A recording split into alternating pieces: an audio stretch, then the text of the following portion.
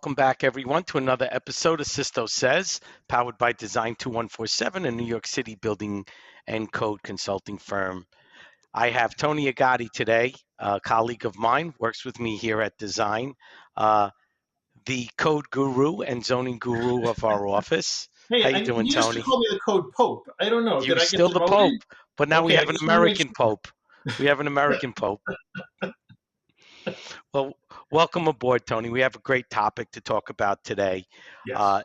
we decided to do our very first virtual podcast. So, Tony, thank you for taking the time out to Absolutely. spend some time with me.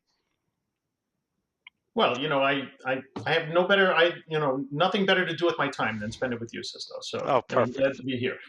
I appreciate that.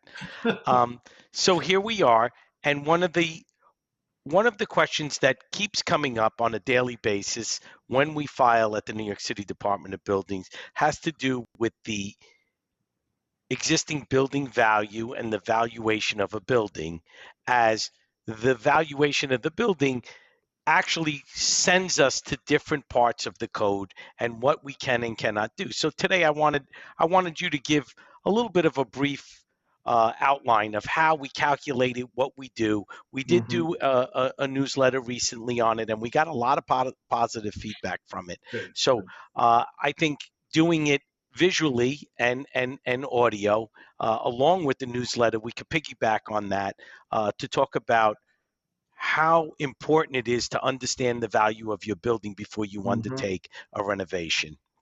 Yeah, for sure. So this is a topic that we find comes up weekly in our code reviews. A project will go to the building department, be reviewed by an examiner, and then they're looking for justification for the work that you're doing based on the existing building value. And so many of our clients go, "Huh? Exactly. Wait, how do I do that? How do I figure out how much my building is valued?" And the building codes set a very specific path for how to determine this. Um, and It's an important topic because a lot of our clients and a lot of people in general who have prior code buildings, meaning buildings that were constructed prior to the adoption of the 2008 building code. So, thousands of buildings in New York City are considered prior code buildings. And the way that the building codes look at them currently is a lot of upgrades, requirements that would force you to put new systems in your building or other things based on the latest 2022 building codes are driven by how much you are spending on your alteration. The Right. only way to It's determine that is you have to compare it to how much the building value is, right? You have to come up with that ratio. correct. And we find this most often is a problem for like one and two family residences or small multiple dwellings where people aren't aware that they have to know this value when they go into the projects. Um, we, But but Tony, not to limit it there, we've also done a lot of community facilities over the years oh yeah, that are older buildings.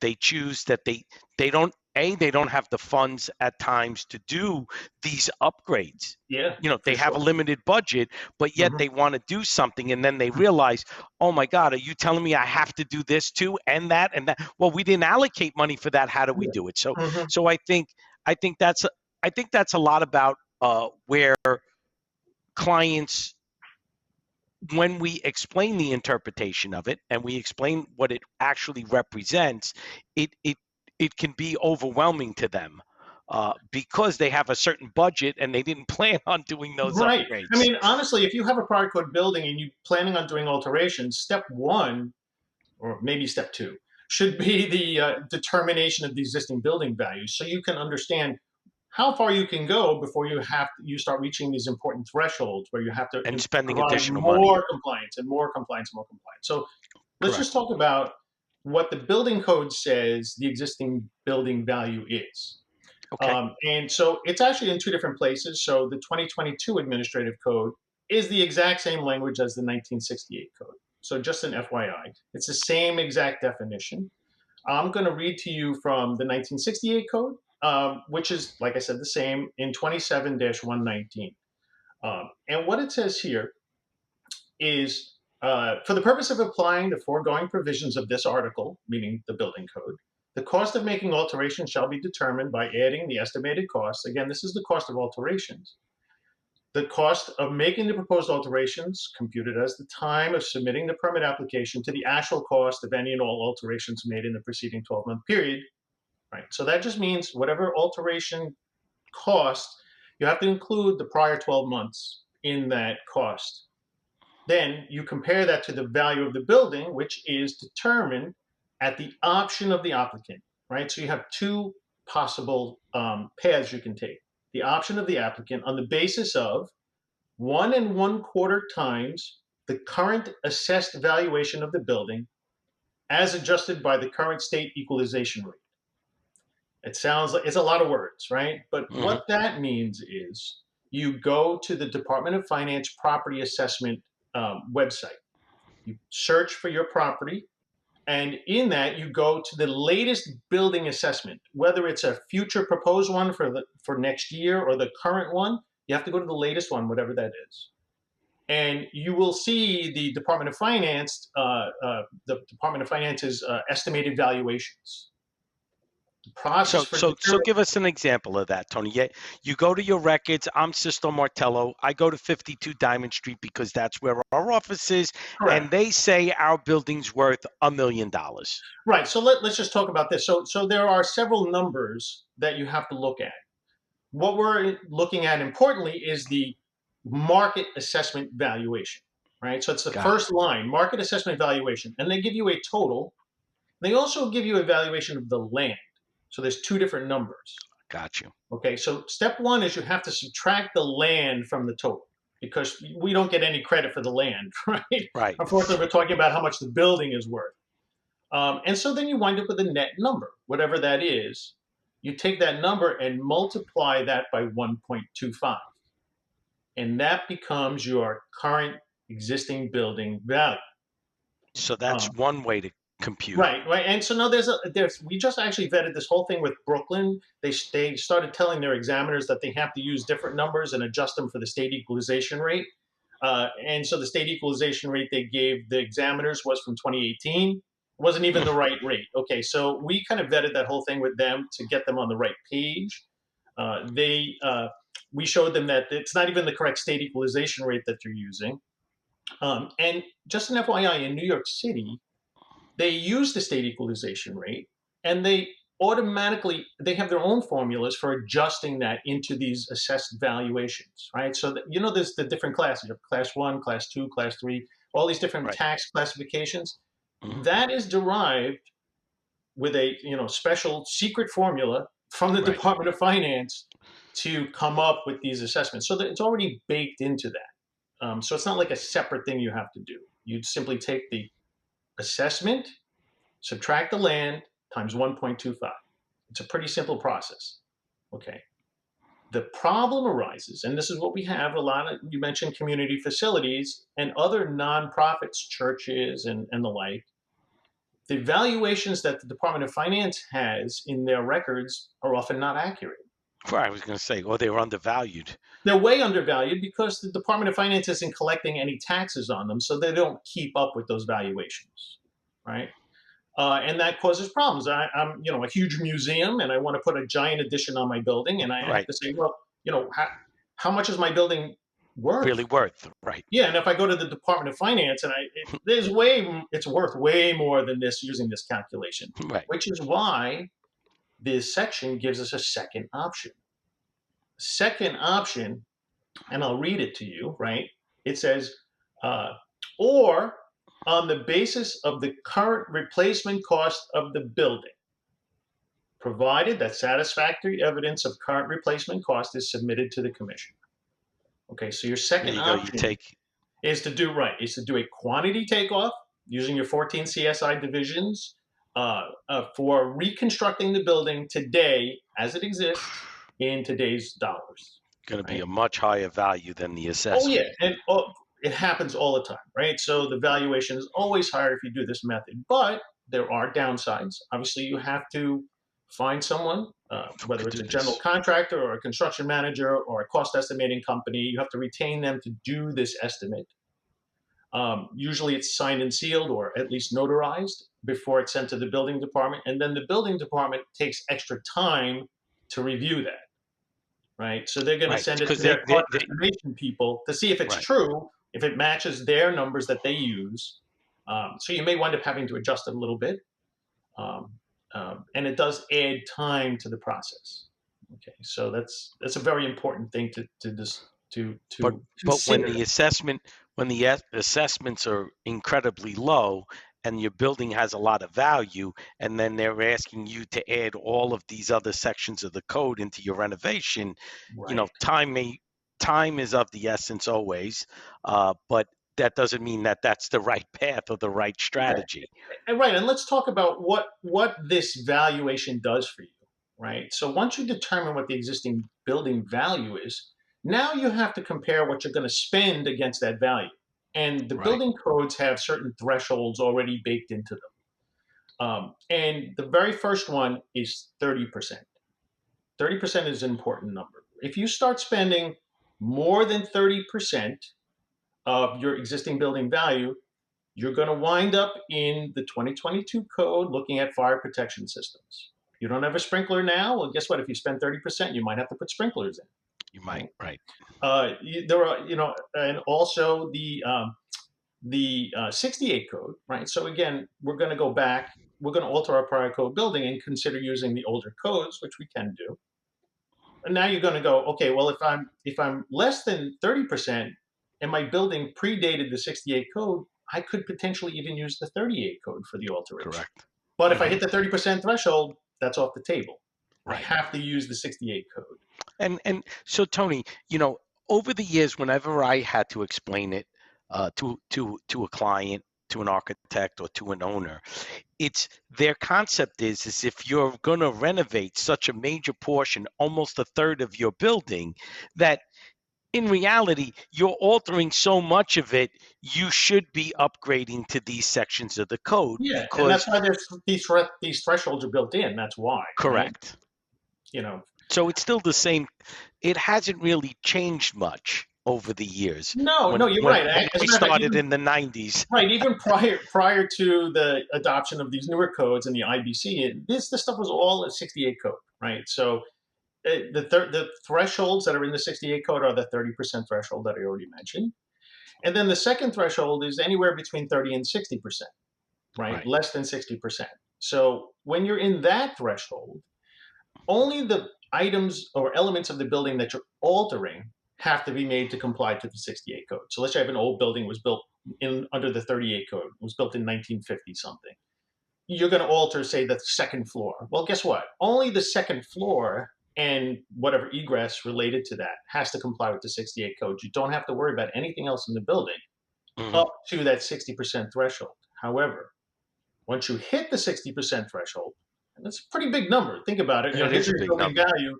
I'm going to spend 60% of that value on Right. alterations. It's a major renovation at that point. Right. Then the building code says, I don't care. The entire building has to at least comply with the 68 code. And that's just talking about the 68 code. Now we have the 2022 administrative code. And that code, and right in section 28-101.4.3, sets forth 20 exceptions, right? Not 19, not 21, but exactly 20 exceptions when you're altering a prior code building using the older codes. You have to look at these other sections of the 2022 code that set other thresholds for compliance, for required upgrades, things like fire protection systems, right? Again, you're hitting that 30% threshold. Well, now you have to start looking at, oh, am I going to have to put in a sprinkler system? Right. Chances are, if you're a residential building and you're not a three-story townhouse, single family, you're probably going to have to put in a fire sprinkler system, right? Mm. So those are important. So the And 30% expensive. and expensive, yes, and expensive. Um, the second threshold that's baked into the 2022 code is 50%. 50% is an important number to know for accessibility compliance, right? Because if you're below 50% in your alteration costs, if you touch something, that something has to be made accessible. In other words, you put in a new door, the door Right. has to have the clear maneuvering areas and all of that. But you don't necessarily have to provide an accessible route to that door, but you put that But element in. once you're there, it needs to Right, and comply the idea being that, over over time, the time. entire building will Mhm. get to the point where it's accessible, right? So if you Right. build a bathroom, that And bathroom's got to and be. if you're around as long as me, since 1987, they've been doing this, so We've seen this, right? we've We've seen this seen this story for sure. already. But the important threshold there being 50%. Once you hit or bypass that 50% threshold, now the code says the entire building has to be made accessible as a new building hereafter erected.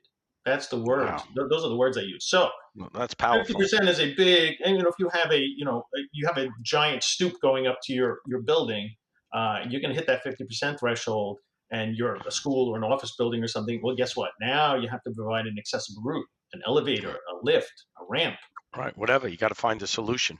right? And not only to the building, but all throughout the building, every space. Huge undertaking. So 50% is a huge number, but if you think about it in terms of logic, you're going to spend half of the building value on an Correct. alteration. You should be making it accessible, right? Right, because Yeah, you're spending so much that it should be incorporated into the new design. that's exactly right. Well, that's And what their thinking was anyway. yeah, exactly right. You're going to spend that much money. You should be making everything accessible. So as we started this podcast, we said how clients are taken back by it and architects are taken back by it because Yes. it it really creates the strategy and the navigation through the codes as based on the building value. And that's a really big part of it where someone, even a person like myself, if I go and I live in Stamford, Connecticut, when I go to the Stamford Building Department, I'm familiar with this because I've done this. But you could imagine how many homeowners go and say, "Yeah, well, I want to renovate my house," and they go, "Okay, well." Great, but you need a sprinkler system, you need this, you need that. And they're like, no, Yeah. no, I just bought my house for $1 million.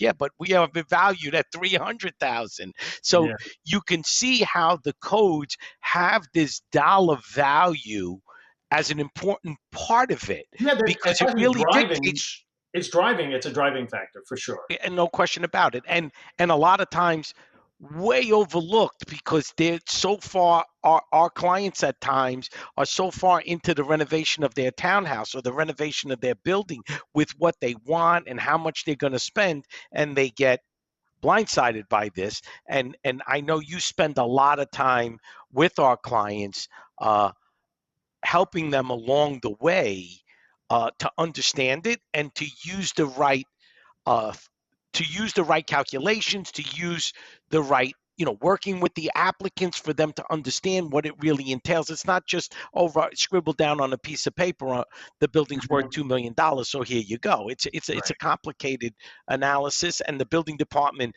does review it. It's not carte Yeah. blanche You that have to do the if you say it's 2 calculation. million, it's 2 million. Right. No. You have to put the calculation. You have to supply the DOF assessment to the building department as part of your application. They're going to review your calculation and make sure it's correct. Or you have to submit your quantity takeoff and your cost estimate, and that's going to go to the building department too, and they're going to review that. And it's an important number. I mean, Right. obviously, you can't just pick a number and say, "Well, I think it's worth this." You also Right. can't use like your appraisal that you use to close on your house, right? Right. It's not that value. It's the value that's determined by this section, right? Or the value by an By cost estimate. estimator of Yes, that's someone. right. That's right. Okay, great. Okay. There is another threshold that's important too. It's sort of related to this, but I just want to mention it. It's not necessarily existing building value, but I also get a lot of our clients always ask about, well, you know, when do I have to comply with the 2022 code? I have a prior code building. At what point do I have to comply with the 2022 code? And the answer is really never. There's only one possibility that requires 2022 code compliance, and we'll talk about that in a second. But um, to you can always use the 1968 code, right? Going back, even if it's more than 60% of the value, the building can comply with the 68 code entirely. But then you have, of course, On a go renovation, obviously. look at all the 2022 code exceptions for fire sprinklers and accessibility and elevators and all those other stuff, right? But that doesn't make it a 2022 code building.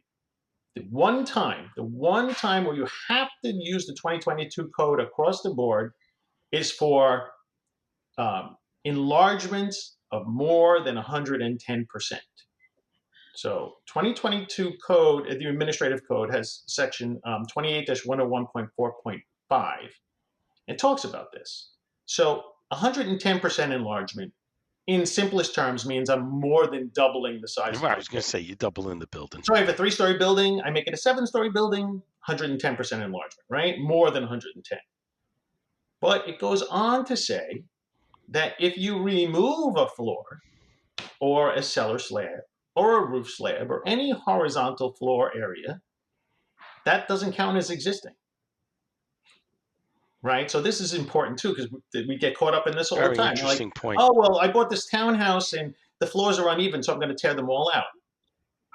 Once you do that, now you can't count any of that as existing. So what do you have left? A cellar slab? You know, Right. So that's you're it. going to be you're going Put to be one more, one and a half right. of You're going to those. be way over. That's right. So that's a very important threshold. It is kind of related to the building value only And because, that's the way that and the way it's written is the way they interpret it, but it can get confusing because when you explain that concept to a client or to an architect, they're like, what do you mean it was there? No, it's there, but you're removing yeah, it, you're putting it in a dumpster and you're going to put it that's back right. new. Well, then you can't double dip and count it again. It's either there or it's not. Yeah. Well, and it's So funny too, that section of the code, they actually even considered this idea that people might remove floors and put under alt applications and just sign them off. And then they make you wait an entire year. Full correct. 12 months have That's to pass before you can say, okay, now here's the existing. Well, it was. I was going to bring that up later on in the podcast, but you brought it Oh, up I'm now, sorry. which is when you were reading it, it was very specific. It was during a 12-month period, so Yeah. that people can't find the not people, but it can't be interpreted that there's a loophole that I'll do it today and I'll sign it off. It doesn't count, and then I'll do another piece tomorrow, and then eventually I'll never get to the 30%. Right? So, so That's they right. they said, okay, no, when you and it's not when you completed the work; it's when you file the work. So it's within that period of time. Mhm. Yeah, I mean, So if time is your friend and you have lots of years to do these alterations, have at it. But you have to wait a full 12 months yeah, in between no, each exactly, and application. the as we say, the people that wrote the code, they were pretty smart people for a Well, reason. that's because before they wrote this, we used to do that kind of stuff. Remember, so, Right. So they so have hit right. Well, the truth is that they have history. They have yeah. they have they have the loopholes that were created before, and then when they get the opportunity to rewrite some of these sections of the code, we've seen it evolve where they pick up on stuff Mhm. that the language may have not been as strong or interpreted the way they wanted it, and then they can fix it. Yeah, and we know that back in the day, the building department was much more lenient and sort of gave away a lot of stuff that they don't give away today. So we understand that.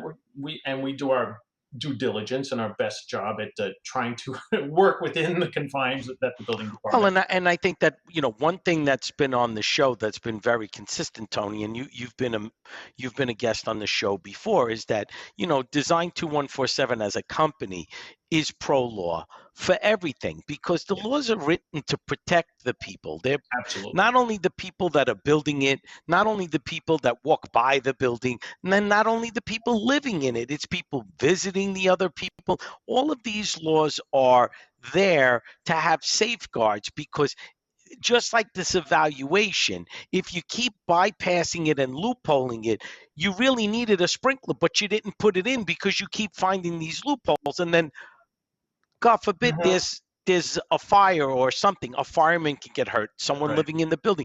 These provisions are there not because they had nothing else to do, but the provisions are there to protect those people. Yeah, And and, and and and just that's because, that's right, been said in this show a lot of times. yeah, just because you can do something doesn't mean you should, right? Correct. Very important. You always have to assume the level of risk that you're taking by making those types of decisions, right? Exactly. So here we are. We have our building. Uh, a client comes to us. They did their homework. They have their Mhm. building evaluation. They submit it to the building department. A plan examiner reviews it. He says, Mr. Agati, you've guided this client down the right road. Here we are. So now Tony takes this building value, takes the cost of the construction, looks at these percentages, and then as a team collectively, you then start your checklist of what you need to provide and which sections of which code you're going to That's use. right. So as we try to wrap this up, because we may bore too many people with this Boy, God, I hope not. analysis, but at the end of the day, that is the pinnacle of what you do with this information, right? Now we Yeah. know that we can have a prior code building.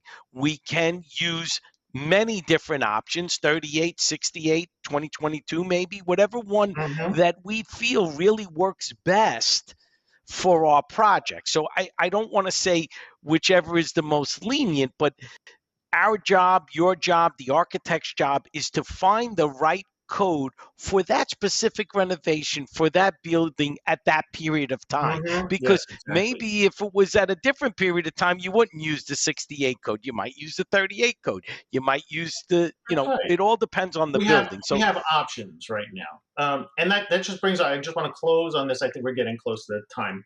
Um, so just an FYI to our listeners, the Department of Buildings, in cooperation with the City Council and everybody, has introduced a version of the existing buildings code for New York City. And this is very exciting. If you correct. go outside of New York City, New York State, Connecticut, Jersey, they all have a version of the international existing buildings code. Yeah, so Okay. Tony, let's stick to that for a second. I know we may go over for a few minutes, but that's okay. Right. Um, IBC was adopted, and it's taken New York City a Years. long time to get to this place. And Yes. you and I talk about it all the time because it's really important that we needed this, because if you really think about it, all the mechanical systems, the structural systems, they were all incorporated in the IBC code that we were working on. But Hmm. when it came to renovations, we're looking at a code that's almost 60 years old that hasn't been Well, updated. it's even worse than that. I mean, you can continue using the 38 code. I still Correct. reference, we get buildings, I still go back and look at the 1898 code, Correct. right? Well, So, New because York there was City's no an old code. city. Right. Yeah, yeah, exactly, right. So you got to realize that there's been years and years and years of codes that have been in effect and are still currently in effect in the city. Oh, But 100%. And that we check once that box off when we file jobs all the time. yes, and once the existing buildings code is adopted, which it will likely go into effect when the next code revision cycle happens, right? So maybe 2028. I'm not sure. We have to look at that. But we do have proposed text. And the important thing, the important takeaway without getting too deep into existing buildings code is that it's similar in approach, right? It's based on what are you doing to your building? Are you renovating it? Are you changing the use and occupancy? What are you doing? Are you altering it? Are you enlarging it? And there Right. are different sections that talk about that and what the requirements are. And it's cumulative, right? If you are going to change the main use of the building, then you comply with this section plus the other sections above it for renovations and alterations and all of that stuff, right? So, and the big takeaway is that under that, the 68 code, the 38 code, the 1898 code, these are all going to become reference material only, Oh, right? So wow. you will never do a 1968 code building code Oh, alteration. that's very interesting. You will So do an it's existing not going to buildings be code. That's right. option based like we have now. That's correct. The only Wow. option is there's a prescriptive analysis option that hasn't been written yet. That just looks at the building and you look at existing systems in the building and you make a score. And if your score passes a certain threshold, then it's good to go. But that option hasn't really been written yet for New York City. Okay. But essentially, there's a whole section on existing multiple dwellings, so it'll coordinate with the multiple dwelling law and other things that you'll be able essentially be able to alter a multiple dwelling using the existing buildings code, right? So it should make it easier. Yes, I mean not at first. No, of course not. People who have been Um, working in the city as long as we have understand, like the way it works right now. That right. it's going to be Well, a big change. change Yeah, is always difficult to accept at the beginning. but So, I got to tell you, I mean, any idea when the city is going to actually vote on it and try to pass it? well, like I said, I think it's already been passed, but it won't go into effect until the next code cycle goes into effect. So whatever that is, Okay. the 2028 building code, right? Oh So wow. So we got a ways to wait. we right. That's why I just want it's a teaser. I'm not rolling it out yet, right? No, no. So Well, but but again, there's always this piece about how our government works and how long things take, yeah, and how many different levels it takes to ratify something like this. yeah. There's a lot of But interested parties, right? So everybody of gets their say at course, the table. That's how it right. works. So the good news is that we're on our way, which is a Yes, positive. forward So motion. I like it. I'm happy about it. I am good. really. Yeah, I've done a I lot of am work too. outside I of New mean, York we City. we we tried to write a little bit about it on one of the newsletters, Tony. But like you said, there's not really anything that's hard lined other than what we could read and what we could see, and it's not ratified. So you can't really say this is going to happen because we don't know. We know some version of it is going to happen, right? So that we can be assured of. We know All that right. some So version of it is going to happen. We just don't know what that final is going to look like. excellent. Well, Tony, it's always such a pleasure. You're a man of incredible knowledge of our code. It just, like me, you're getting old and you can still use the 1898 code, so that's okay. I You're love giving reading away it. It your sounds it age. sounds like it was written by pirates. It's like if It was Darby, Darby Masonry. but here we are. People like you are what makes the fabric of New York City. Uh, the history, understanding these codes, applying it, and helping architects and owners and developers and contractors navigate through renovations. It's not as simple as just, hey, I want to put this addition on my house. Yeah, for sure. It's just not that easy. But I appreciate you taking some time out today. Yeah, my Um, pleasure. and Anytime. it's, as always, a world of knowledge.